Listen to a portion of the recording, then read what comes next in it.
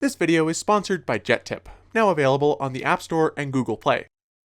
The British Aerospace 146 family of aircraft, also known as the Avro RJ, was the most successful jet airliner ever produced by Britain, with just shy of 400 built.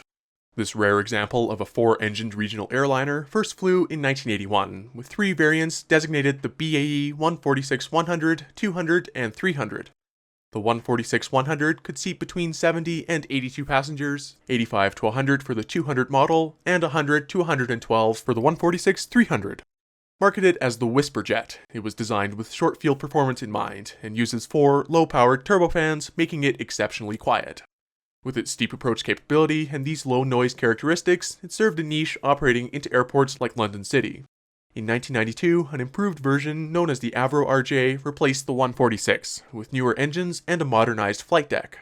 The 146 uses four Lycoming, now Honeywell, ALF 502 engines, while the RJ uses slightly more powerful LF 507s.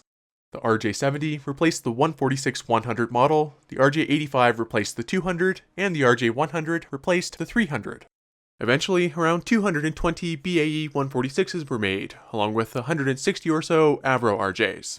Additional efforts to revitalize the type were made in 2000, with the formal launch of the further improved Avro RJX. This program, though, was ultimately cancelled in 2001, and the last of the RJs were delivered to customers in 2003. In recent years, these unique aircraft have been progressively retired from major airlines, like the RJ100 fleet at Swiss in 2017, and from CityJet and Brothen's Regional Airlines just last year. However, some of those aircraft did go to new homes across the Atlantic, and the type has found a niche for itself with a few operators in Canada. According to the Canadian Civil Aircraft Register, as of December 2021, there are 14 BAe 146 or Avro RJ aircraft registered in the country. Two of these are Avro RJ100s registered to North Cariboo Air, three are Avro RJ85s with Conair Aerial Firefighting, another two are BAe 146-200s with Air Spray, and another six are with Summit Air, having two RJ85s and four RJ100s on the register. There is also one more registered to Prince Edward Island-based Tronosjet Maintenance, an aircraft maintenance organization which owns or manages on behalf of third parties a fleet of approximately 20 BAe 146 aircraft. North Cariboo Air is a Western Canadian operator that mainly uses their two RJ100s on charter flights. These are configured in a 100-passenger layout, and are often seen flying on various contracts out of Calgary, Edmonton, or Vancouver. Conair Aerial Firefighting, as the name would suggest, operates three RJ85 air tanker aircraft for use in fighting fires throughout British Columbia, or wherever they're needed. Air Spray's aircraft, as you would expect, are also intended to be used for firefighting, but these two planes seem to have gone to Air Spray's American division in California. They also have another three BAe 146-200s with American registrations. Of these five aircraft, at least two have been converted to air tankers. For aerial firefighting, the 146 and RJ are quite useful, and can carry 3,000 gallons of water or fire retardant. Not only can they get to a fire at jet speeds, but the RJ's high performance and steep approach capabilities are quite advantageous, especially when fighting fires in valleys. According to BAE Systems, the aircraft's good low airspeed maneuverability, the availability of spare parts, and original equipment manufacturer support all make the aircraft the next-generation air tanker. Finally, Summit Air of Yellowknife Northwest Territories is the largest operator of the type in the country. Their uses for the aircraft, though, are a little bit different. Northern Canada is home to a multitude of small communities, but also a considerable number of mines, of which the only way to get workers in or out is by air. The vast majority, if not all of these sites, have gravel runways, and because of that, only certain aircraft types can safely use them.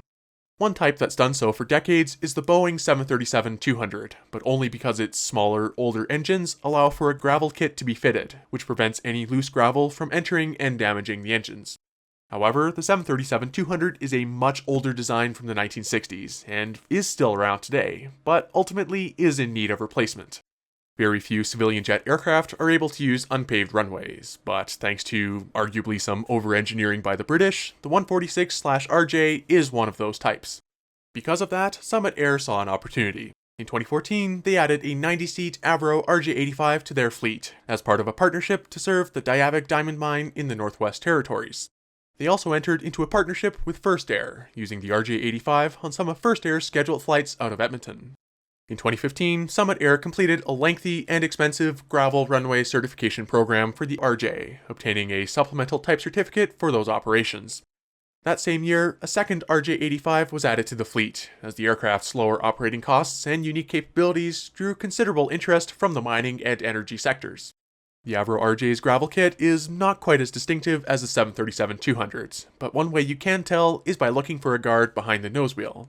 According to BAe Systems, the BAe 146 or Avro RJ unpaved runway kit can consist of nose and main gear stone guards, undercarriage component guards, antenna protection, improved paint protection, mesh protection for the anti-collision light, low-pressure tires and wheels, and additional protection for electric or hydraulic lines.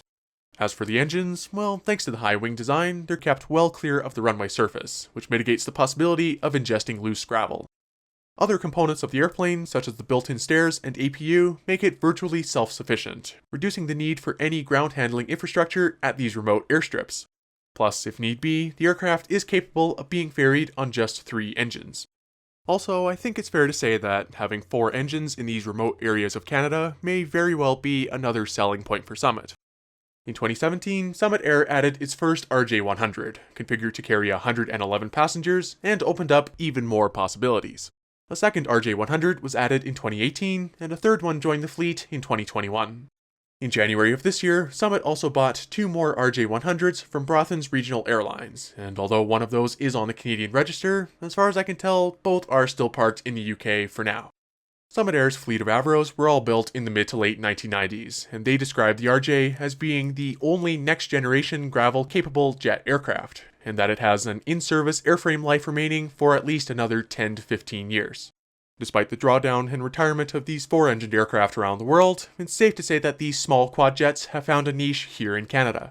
Having these very different operators flying the aircraft is a testament to just how useful this unique British airplane can be, and as long as there's a need for them in this country, it's safe to say that the Avro RJ will be around in Canada for a long time to come.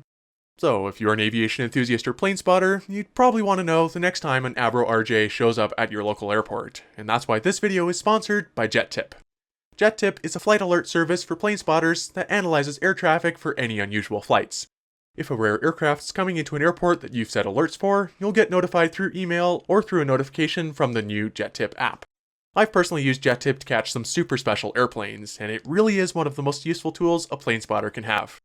If you're interested in trying it out, go to jettip.net or download the app and start your 7-day free trial today.